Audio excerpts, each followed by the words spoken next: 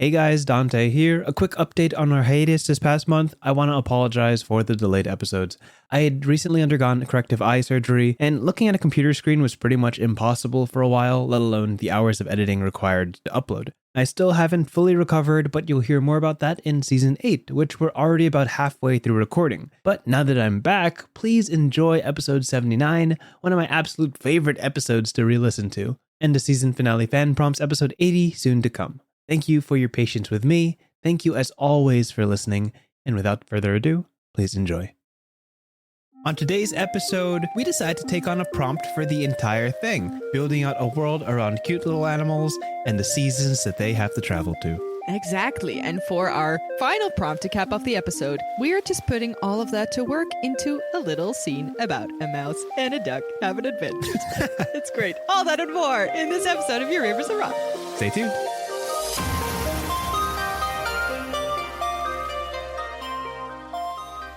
Good morning, or evening, or afternoon, whenever you may be. Welcome back to the Your Rivers Are Wrong podcast. I'm one of your hosts. My name is Dante. And I'm the other host. My name is Marilyn. And we're here, as we are every week, to talk about the wonderful whimsies of world building, the arts and aesthetics of setting up a setting and telling stories born from it. We're closing in. We're closing in on the end of the season. Season 7. We are closing in. How does it feel? Does it feel different than the other ones? This one in particular, I feel like we've been recording this season for half a year. Yes, I agree. I think we started recording this season like right after Thanksgiving for me. Yeah. So end of November, top of December. And then, life happened real quick. So it sometimes does. There was chaos present this season.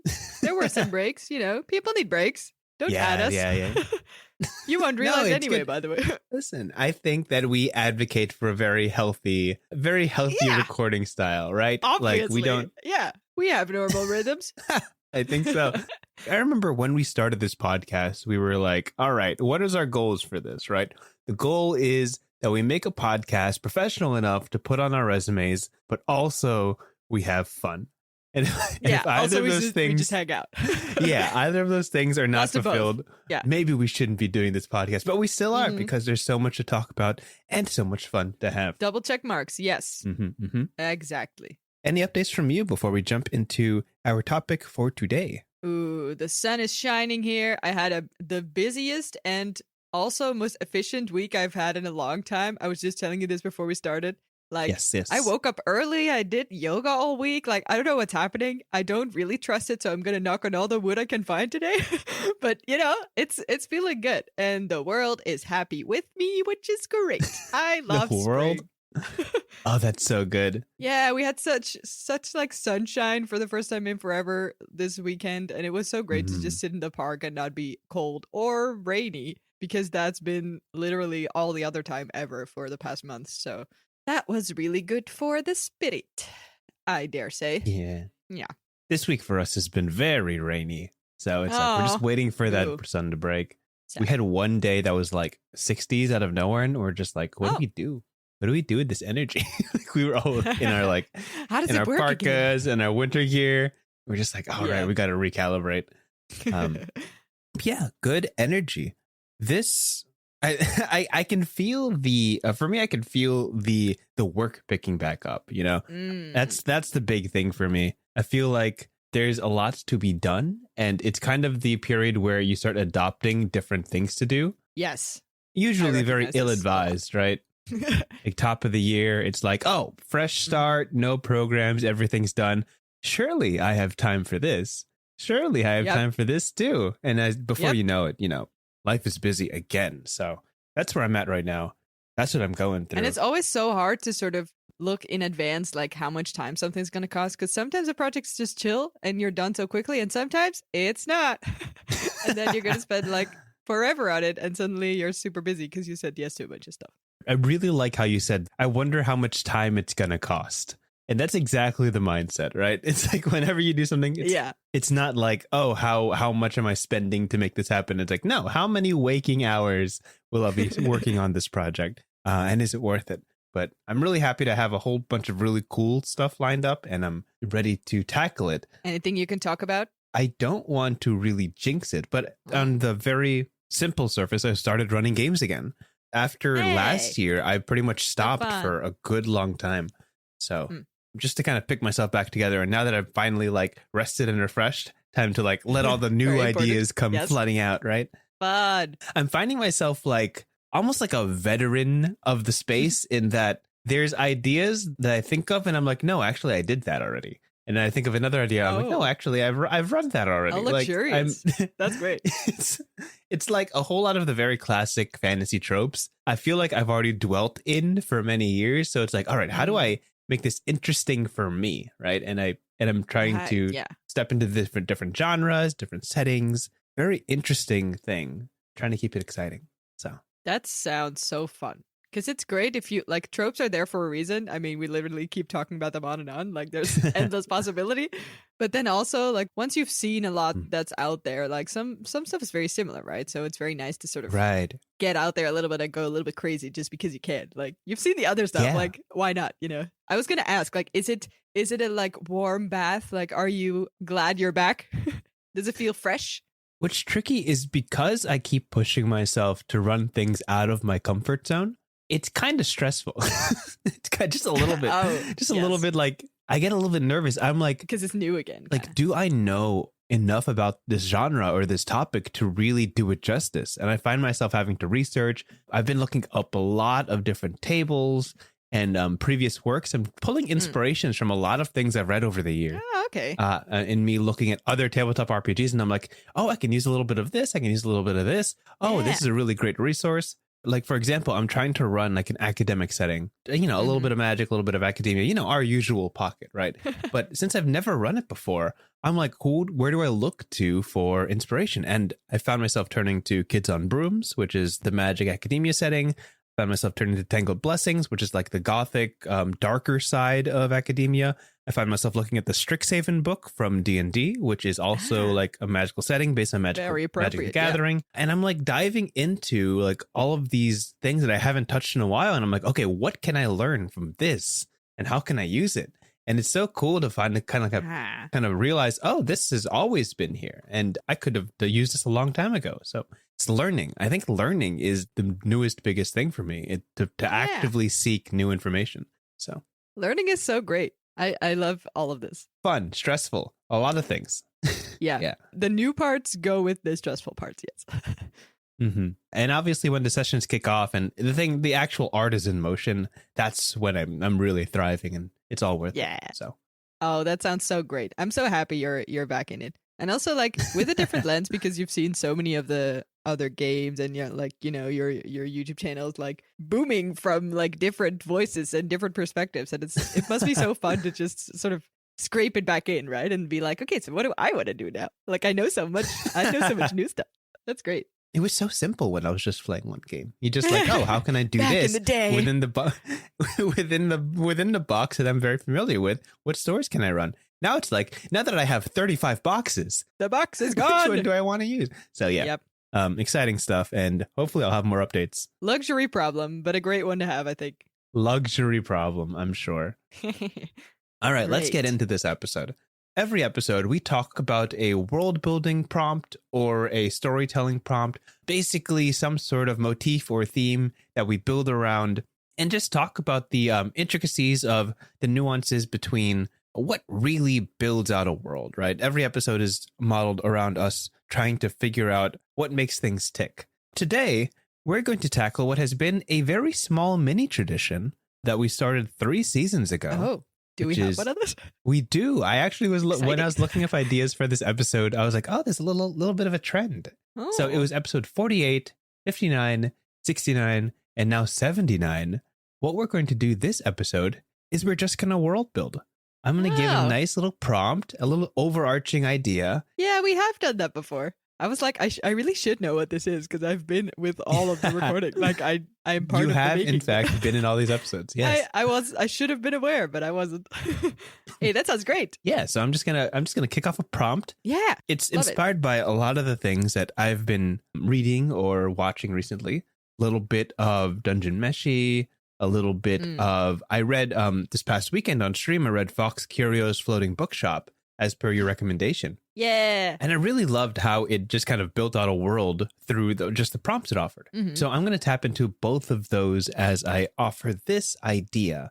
And we're going to start and just kind of work our way through it. Yeah, sure. So, bring it on. We are a pair of characters traveling the world to create a potion that brings people to life. Ooh. The catch is that you need one rare ingredient from each of the 4 seasons. What does that look like? To specify, before my brain starts ticking about this, what does it look like? Are you talking about like the potion making specifically, or the whole sort of world experience, plot, traveling, etc.? I think what I'm looking for is, what are the ingredients that we're pulling from each of the 4 seasons that would be necessary for granting a potion that brings people back to life? Ah, okay. Kind of the quintessence of the world in each of these 4 quarters. Yes. Yeah, okay. Yes. That sounds great, because that's an interesting way of building, right? I really like that. I really liked how Fox Curio's Floating Bookshop, the game, really showed like, oh, this is your character and they're experiencing something. And you can visit this town multiple times, this town that's in the book. You can visit it multiple times, but every season it's a different experience, right? We recognize that the world changes as time passes, and depending on when you arrive, that makes this whole experience a shifted experience. It's not always the same as in real life. So I'm kind of marrying a couple of ideas here. Sure. I have to say, to kick it off, right? Kicking it off. Because we talked about the bookshop game, which is one of my favorites. It's so great. My brain instantly went to like just cute animal characters. I don't know if we want to go cute, but my brain went there, so I'm kind of in that zone already. Like it's there. We're too it's far. there. Yeah, I instantly like wanted to make like a tiny mouse character that has to travel the world and collect like all the big sort of, I don't know. I feel like if it's about essence, right, or about like creating something that makes something back alive, I feel like it should really pull from all life forms that are present in this world, right? So if we have a world that only exists out of a little mice character, or if we only have, I don't know, mice and wolves, then at least there should be some sort of wolf ingredient in there. You know what I mean? Sure. Yeah. So I feel like the amount, or sort of the way the ingredients are combined into something, I feel like it should reflect at least the species or the kinds of life that should be able to be revitalized by this poem. That was a complex sentence. Sure. Yeah. Yeah. Can I offer the second character who's traveling with you? Please. The character that I need to have in the story is one who has the potential to collect all of the things, right? They need to be able to get there. So I'm going to introduce the all-terrain vehicle of the world, of Mother Nature, which is the duck. The duck can swim, the duck can walk, the duck can fly. Oh, yes. The duck can be anywhere it needs to be.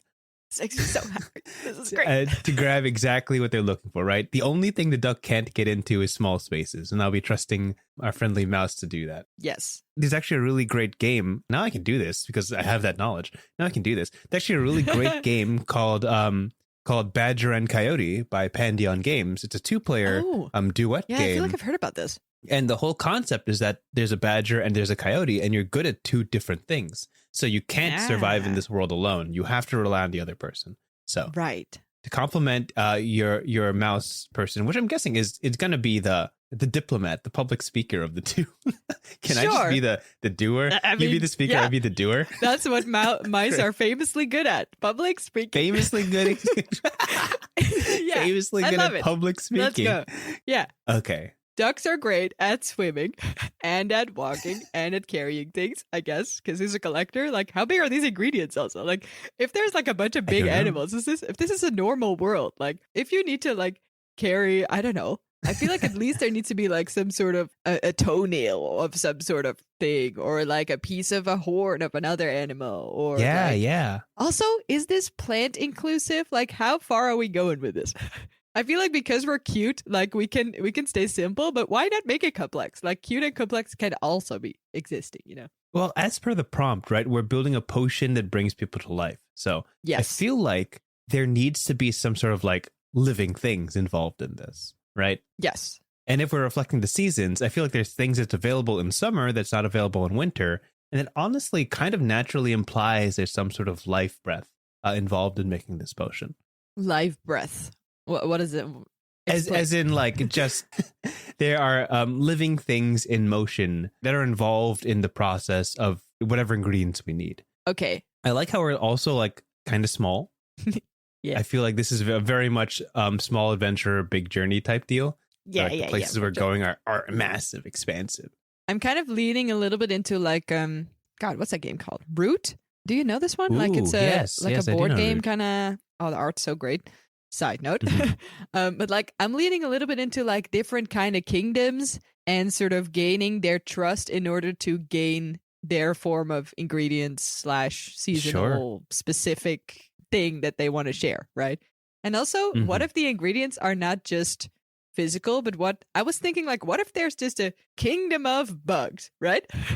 Hear me out. There's Okay. a kingdom of bugs, and there's I'm just listening. like they don't have any physical ingredients because they don't want to share anything of that. But instead, like they can offer an ingredient in the form of a blessing or something. Like, does that count? Ooh. Can we be like metaphorical about it? I think it could be fun. I think what could be fun is we have like a little bottle, like a round, cute bottle, Yeah. and like they just touch it, and you see the ingredients inside like shift and change and stuff like that. Oh yeah. So we I can was have also like thinking, like, what if? like a physical manifestation of our blessings. Yes, that I you love have this. to. This is mandatory. You have to carry it above your head as you're running. That's the vision. I will have. illustrate like Cool. not just like holding his hands above his head, like Zelda style, like big pot above your head Yes, because like it's way Toon too Link. big. Yes. How's your mhm. duck gonna do that? Like you don't have hands. Maybe I can't. Maybe that's the problem. Oh, Like, interesting. We have a second quest now. No, Second I'm problem? not trying to get hands. I'm just saying, like, hey, I want to collect them. these, but you know what? I really need somebody with hands because I can't bring it with me. like I'm imagining Going all like sorts of places. like the duck can get places, like go deep underwater or high on these cliffs, but it can only carry things in its bill, and it can't like carry it for long periods of time in its mouth. So it's like I really need a second person to help me with this. I have to say, I'm seeing like either some sort of like a duck is a little bit like flat on the top, you know, like I'm feeling like it's either a balancing act, you know, a constant balancing act, Yes, which is very I like terrible. the head's wobbling like or this. It's the ultimate this. like teamwork, team building exercise over the course of this literally like the entire trial, Right. which are both very Right. challenging, I think. So, you know, if we make it to the end, I think we're really heroic by then. Yeah. Yes, I love the idea of like a reluctant duo where it's like I don't want to travel with you, but I have to. I have no choice, and slowly, but and I have wings and flippers, and we need each other. Yep. You know, it's also maybe it's like a sort of tough love, slow burn friendship. You know, like we're growing into it. Of course. You know, we're determined. Of course. We'll make it work. Yeah. Also, I was thinking in terms of like plot, right? What if we don't know what the ingredients are? What if we don't know what to collect? Like, or to continue even, like, what if we don't know when it's finished or when we have completed the thing? Maybe that's going to make it like terribly complicated, but that's kind of interesting because then you need to talk to people to figure out what is the most, I don't know, holy thing in their culture or in their kinds of species or something. And if it's a blessing, then it's a blessing. And if it's like the queen's toenail, then it's the queen's toenail. I don't know what to think about that, but why that was in my brain. But yeah. So then it's basically just sort of figuring out what life forms are or what species need to be represented by this, right? And then just sort of ticking them off. Yeah, of course. And I love like if there's an idea of like self-doubt, it's like, is this what we really need? Is this the answer? And there's like some red herrings in there. Like one could be like the wind on a spring day. One could be like just like a rock cooked under the summer sun, like things like that. And then they get to the third place and it's like the queen's toenail in fall. And it's like, Doesn't sound, is that? Yeah. I mean, okay. We're not sure if that's the answer, right? And that's part of the challenge. It's like, the real magic is the friendship we made along the way. And somewhere along the line, like whatever wise animal sage gave us this mission to make this potion, when we get back after a year, they're like, I actually didn't need anything specific. I just needed you guys to learn. Dang it. You know, no. Fiddle sticks. All this effort. Yeah. Yeah, that's cool. I really like how this is shaping up. It feels very... very classic hero's journey to just I'm totally leaning in. I don't see many mouse and duck stories. I gotta say, there's not really a familiar pairing to me. I think we're onto something here. I really like this combo. I gotta say.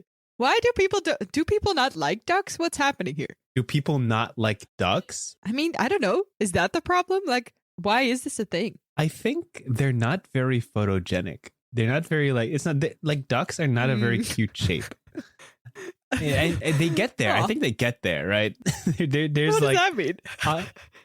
Like if they try hard enough, like we might like them. Like mice are like fun size. They have these little hands and these big old nose, like big dimensions. A duck is kind of clumsy, kind of wobbly. Can never really be front and center stage. Is just what I'm imagining for this duck. I think maybe Disney ruined the duck representation because of Donald Duck, because he's totally like hard to understand. Yeah, I do think I that. don't hate Donald Duck. Like, don't get me wrong, but he's so hard to understand. Like, his voice is literally a duck, and all the other animals are just people. Like in terms of how their voice sounds. I don't know why that was a choice. Anyway, side note, but yeah, I feel like that might have to do with this. Donald Duck is such an interesting case because what is that? I don't know the name of the series. The one where the Scrooge McDuck series. That came out recently. It is like Huey, Dewey, and Louie are his nephews, and then there's this whole like little interesting like little subplot line where they talk about the family dynamics between Scrooge and Donald and like the kids. And Donald is the only one with a weird voice. The rest of the family perfectly fine. Like they talk right? Perfectly legibly. Yeah. There might be a little bit of backstory for that. I just don't know what it is because I have not in fact watched all of DuckTales. I'm also not educated enough about the whole Donald Duck lore that exists in the world. I'm very sorry about it. Duck lore. I'm not that sorry. Yeah. Anyway, so we're gonna change that shit. We're gonna bring ducks to the forefront of the character stage here because they deserve their place in the spotlight, and they're gonna talk normal. Can they talk? Like, wait, let's specify this. Can they talk? Is this like a fable where everyone can just understand each other because it's easy? I think if we're going true Aesop energy, I think we're leaning into them being able to talk to each other. Okay. I mean, obviously, it'd be really interesting if we go to other nations and we can't like understand the bug kingdom. We just kind of have to like read their tippy taps, like hand movement, like as read they move, their like, skitters. Yeah, yeah, read their skitters. Skitter's a language. That's so good. Something like that. What if we just have like? What if there's like? This feels very episodic to me, right? Like, what if there's just one of these episodes that is just like. We don't understand anything at all about the species that we're like trying to collect this episode from. And then they're just doing something and something gets in the bottle. And we're like, was that like, is this done now? Like, I guess we'll just move on and we'll never know until the end if it's complete or if it's like an actual ingredient. If we like were able to communicate that we need this for like a life potion and all that complicated like plot stuff. I got it. Fun. Yeah, it could be fun. You toss an idea out there and I'm grabbing it. Yeah. What happens halfway through the story is that there's a little guy from the Bug Kingdom who accidentally or purposefully, from his perspective, slips into the bottle, and we can't get him out. Oh no! Because the opening's too small. Yep. So throughout the rest of the story, it's like when you try to catch a wasp and then you make the opening small so you don't get out again. Yeah, but then. Accidentally? Yeah, it like kind of squeezes in and slips in. And then for the rest of the story, every now and then the bottle will just roll away on its own because the bug wants to go somewhere. It's so funny. Well, this feels like some Mulan shit where we just have a cricket in a box that's like magically like guiding us to the way we need to go. Like, what if the bug's actually like super smart or like is able to sniff out the closest species on our way? That's like terribly specific, but like, I don't know. Exactly. No, I feel like the bottle itself should be a character eventually. Yeah, like, yeah. And it's just embodied by this little bug kind of. I'm getting like hamster ball vibes, which is great. Yes. I like exactly it a lot. That. Yes. And in this story, like the bottle is like super durable for some reason. It'll never like break as it's like tumbling down steps or rolling. Yeah, that places. would be really complicated if also we have to protect the bottle aside from like the literal quest that we're on. Yes. I mean, that could be the big twist at the end. Like we're almost there. We're like trudging our way through a winter landscape. And then like we drop the bottle and it cracks and we're like, no, summer and winter and spring. Or like, oh no, spring, summer and fall, you know, that kind of thing. And then you see like the traces of everything we've picked up in the last 39 episodes slowly dissipating. 39? That's a lot of, okay. Yeah, I mean, there's a lot of species, I guess. We're not aiming for a 52 episode series. 13 I don't know. Oh yeah, that's like every the half solid, year. Yeah, maybe we should. Classic 90s serialization. There's a lot here, you know. I feel like we gotta explore that duck lore. Explore that duck lore. What if? Okay, here's another. I love You how just came in so random loud. and ridiculous this is. What if? Sorry, I was close to the microphone. You know, you're good. What if? What if one of our characters, and I'm very heavily leaning towards duck regarding duck lore, representation. Duck lore. Yeah, regarding duck lore, I think, what if we are also part of the species we need to collect, right? Obviously, because we are also life forms. What if the duck character doesn't want to share? Because we're like, those should be the easiest ones, right? Because we're just here. Like, we're on this quest. Like, put the thing in the bottle and then be done, right? And then let's move on to the bug kingdom or the whatever kingdom. Any other kind of kingdom that we are not part of. What if the duck is really private? Or what if he doesn't know what his life essence is? Like, what if this is a sort of, coming of age where it's like, I don't know what I care about most in life. I don't know what's my life essence. Oh. And then we need to go find duck backstory where he has to find other ducks that will tell him. Backstory. Yeah. Oh, I could see it already. You ready for this? I'm so ready for this. Here we go. Yes, please paint the picture. We're looking for the autumn essence, right? Whatever that might be. Yes. And we know that the people who know this area the best are a migratory group of ducks who make sure they travel before winter hits. So there's a very small time window to find them and talk to them. But the main duck character doesn't want to talk to them because they're bullies. He's a duck outcast. Yes, he doesn't get along with the other migratory ducks, which is why he's never been able to fly south for the winter. He doesn't have a crew that can support his wings as he flies. Oh, buddy. So that's the character hurdle he's going to have to go, step over. He's going to have to approach these ducks and talk to them about the meaning of life. And they're going to be like, you never stayed with us. You could never hang. Things like that. He has to tackle his insecurities to do so. Yes. As you do for plot development. Just tackle the character's insecurities. Yes. I like this. I think it's great. So, okay. I was so excited about my species idea that I kind of forgot what the seasons thing was again.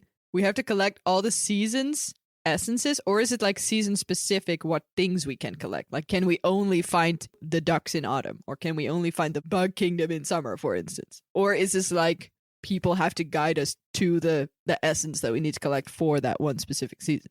I think to make us travel around this world and kind of feel it out, to make us witness it, there have to be like specific species of animals that are experts on the season. It's like certain one for spring, certain one for summer, certain one for fall, certain one for winter. So we have to actually traverse the land and get there. So we're finding the seasonal experts. That's what we're doing. Okay. I like it. Bugs are summer. Bugs are definitely summer. What if the bugs are just not even the experts and we just have this random dude like in our bottle that's like, you're not part of the species. Go away. Wait, you're stuck now. You're not one of the experts. How do we get you out? Well, we know. Okay, well, dang it.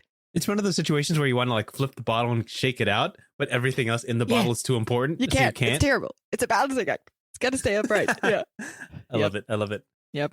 Okay. What I want to do before the end of this podcast is just play out a scene with the characters involved, put ourselves in media res, just jump in and like bring up stuff that, we never talked about before, but get in there. Great. But before I do, why don't we name our characters? Yes. Most important part. Oh, now I feel the pressure. What's great about this is that since we're on a podcast, I'll just cut out all of our thinking time and I'll pretend like we got it right away. Magic. Editing magic. I want to make like a joke with mouse so bad, but my brain can't wrap around it. You don't have mouse puns ready to go? Gun off the hip? Don't add me. Wait. Why is that a problem? Oh my God. Well, you come up with a duck joke first then. See who comes up with the first animal pun. We're gonna go full Bambi. Bambi has like the rabbit named Thumper. This guy's gonna be Flip. Flip? Oh, Flip the duck. yeah. Oh, I like him. That's great. So we got Flip the duck. Oh, it's terrible and beautiful. Like, it's so cursed. Because also he can't flip because he's balancing the bottle. Like, it's the one thing he shouldn't do. Yeah, it's just like a... Yeah, don't flip. Don't flip. If this was a children's book, we'd say that like 100 times. Don't flip. Yeah. Oh, God. Saying that out loud is really confusing already. Okay. All right, what you got? I'm going to say he is Max, but like full name Maximilian. Because he's got to be like extra about it. Max the mouse and Flip the duck. These are our characters. We love it. It's beautiful. Okay. Well, with that out of the way, I feel like we've world built enough. I think we're ready to go. Fire off the hip. Let's go. Sure. I'm gonna roll a die, a 4-sided die. Oh, okay. 1 is spring, 2 is summer, 3 is fall, 4 is winter. Yes. And we'll just jump into it. 0 context, just roll. 2. We're in summer. We're in summer. Yeah. Okay. Is this our first season or are we like halfway? This is our second season. We started with spring. Yeah. Okay. So we already have the essence of spring in our bottle. And on the way to the summer kingdom, we picked up the little guy. In the bottle. Yeah. So we didn't specify the summer species, right? Maybe we don't even know them. Yeah. Where are we traveling for the summer species? Landscape-wise, I'm seeing like the endless drudge of like a very sweaty little Max the Mouse and a very maybe more comfortable duck. Are ducks more comfortable in summer? I feel like maybe they are. I don't know. I don't know enough about ducks. I think don't know anything. I think about it's ducks. very much a moisture thing. Like if this is like a wet place, like a marsh. Just don't look at me like that's weird. It's a duck. No, I mean ducks are wet. It's just my brain that's weird. Keep going. If we're walking along like a little river, a little wrong river here. Oh yes, very nice. I also do like this for like auditive effect where I want like the sponge steps as we walk, like the Very nice. Thank you for the Foley. You're welcome. So I think with the river, the duck's perfectly fine, but the hot temperatures might not be the best for our Max friend. Poor Max is sweaty AF. His little feet are like super muddy from like the, what's it called? Like the side of the river? Riverside? What is happening today? You got there. It's okay. I'm great. Okay, this is working out. Listen, we're jumping in. Yeah. Boom. We are surrounded by the sounds of nature, the crickets in the distance, signaling how hot the day is. We can hear the soft splishes of water as Flip the duck kind of paddles his way. He's kind of cruising, doing like a little S curve through the river, really taking his time, humming to himself. This is a perfect day for him. And he kind of looks over to his miserable mouse friend over to the side and says, "Hey, how many days we got? I feel like we should be going there by now." Maybe like, I thought it was just 3, but I feel like we're taking forever. Is it already past day 1 or did we like just start? No, the frog told us that it was like a 4-day trip by land, but since we're following the water, I think it's a little bit longer. Longer? Oh. Yeah, I think it's a little bit longer, but that's okay. I mean, I'd rather stay by the riverside than have to walk through the actual woods. I feel like that's super hard, and I really don't want to handle. Yeah, I really don't recommend walking at the moment. I think what you're doing is probably better. And then at that moment, I'm picturing like Flip carrying the bottle on its back as he paddles. Yes. Okay. Yes, of course. At that moment, I dare say there's a little increase in current where Flip, maybe because of the talking, maybe because he's more concerned about his mouse friend than about himself, I don't know, has a little moment where he, instead of Flip the duck, might be called Slip because the bottle slips off his back. And it suddenly sort of floomps into the water and starts like bopping down the river. And Max is like, "Oh my God. Okay. But wait, there's like a thing. It's going wrong. Oh my God. Max, you gotta calm down. I need your help here. You're the water animal. Do the thing. I can get to the bottle, but I can't pick it up. I need you here. No, I have the hands. Wait, pick me up. first. Yeah. Flip is hurrying over to the shore, just kind of scoops you up with his mouth, chucks you over his head. You do like a little somersault and land on your back. It is summer after all, yes. We kick up that like driving music, that kind of thing. I want that like bamboo, like flute music that you have when you're like down the river in a video game. I feel like that's always wonderful. The same kind Yes, of music. yes. Yeah. The current is picking up. What was a river is quickly becoming a rapids. And you can see the bottle just kind of bobbing. The critter inside is just making it spin a little bit. Oh, yeah, we have to do it. Yeah. Yeah.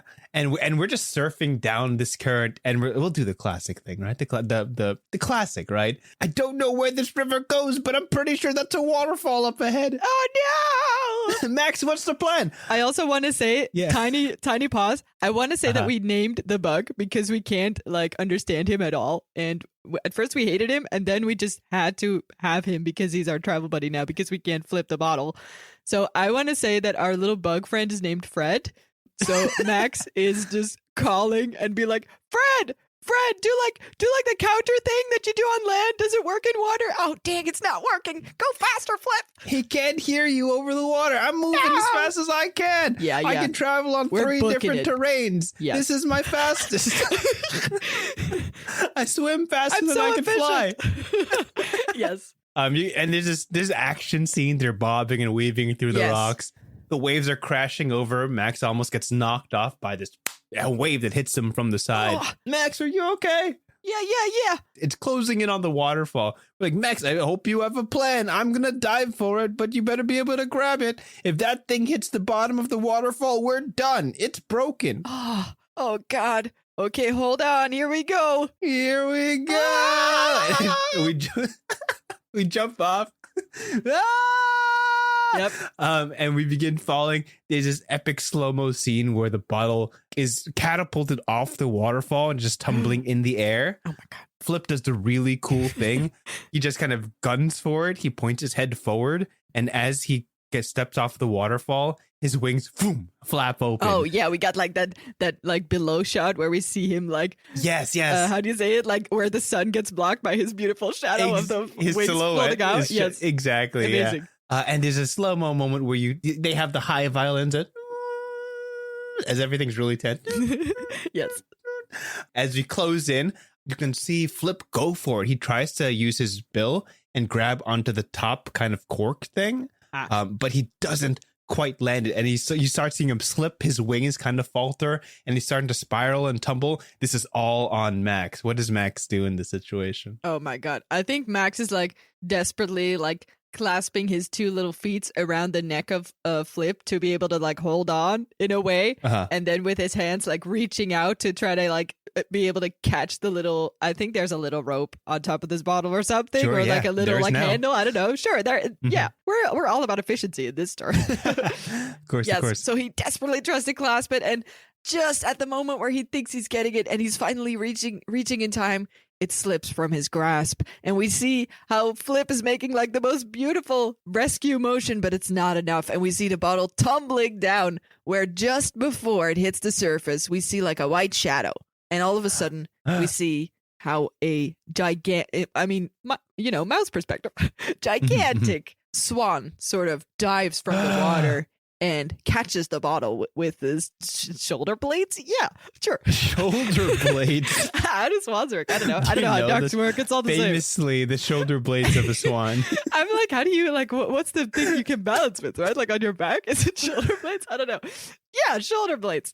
Catches the bottle just in its wings as he sort of lands very gracefully, obviously. Like, let's stay into the trope here. On the surface of the water. And we see, like, this slow-mo of, like, Flip and Max and, Fred look over and like bending their heads and be like, what was that? Right. And I think at this moment they realize they have found the summer species that might be the summer swan. Very well educated on this environment and season. Yes. As we kind of put a cap on this scene, because the summer swan is a perfect way to it's pretty good to end that, right? But a great to be continued moment. I think as they're falling, there's like this part where Flip twists his body to make sure that Max can reach it. And then he has that instantaneous like flashback moment where you see him tumbling out of the sky during a storm.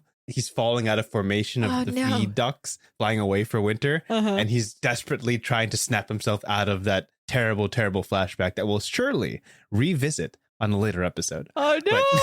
And then he just snaps back. He realizes that everybody's following. Yeah. What if everyone has like a near death like flashback / flash forward? I think that would be great. Where Fred is just like having wild dreams. Like the only way we're able to learn about who Fred is as a being is like through his near death experience. Like every episode, like maybe he gets a flashback every episode. Anyway, it might just be a meme at a certain point where you see like Fred is in peril, and then he has a flashback of him like in a war, like he's like fucking Forrest Gump. Yeah. Oh my god, let's please do that. Where he's just the most casual character that we will never know anything about except for in his dreams, where he revisits the literal like odyssey that he's been through like in the past. Exactly. Yes. Oh, that makes me so happy. We have like a Greek hero inside the bottle. Yeah. What if like near the end of our story, and then I'll stop talking. What if near the end of our story we finally are able to release Fred, and then like everyone around us or like the person that originally like gave us the quest is like, oh my god, it can't be the legendary, the only one, Fred, is that you? You haven't heard from for years. What happened to you, my man? And you hear Fred speak in a language everyone understands for the first time in the whole series. And the whole time we just think he's like a rando. Yeah. I like this. Okay, cool. Amazing. Ship it. Yeah. Make that into a picture book. Free ideas everywhere. Manuscript, publishing, top of Amazon for 5 days. We're killing it. The Adventures of Max and Flip. Yes. There's a better name for that, but that's not what I'm going to workshop today. It's Flip and Max. Oh my God. Yes. I'm so happy about this.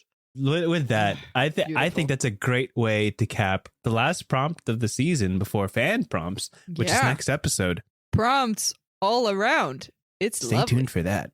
As we just did in however long this episode is, we just cooked up a whole world, 2 main characters, a whole 4-season saga, serialized 52 episodes. Possible really just season 2 and 3, you know? Yeah. Right off the cuff. Real easy, effortless. Netflix, let's go. And you could too.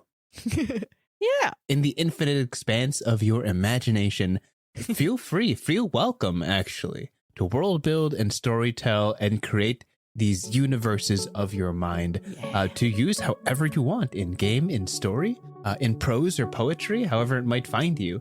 But as you do, we must all acknowledge the universal truth in every story, in every world, and that is your rivers are wrong. Yeah. See you next week for the finale. Hey, bye-bye. Bye. Thanks for listening. Woo. Thank you for listening to this episode of Your Rivers Are Wrong. If you have ideas for topics, prompts, or you just want to share your thoughts, please reach us at yourriversarewrong@gmail.com. That's yourriversarewrong@gmail.com.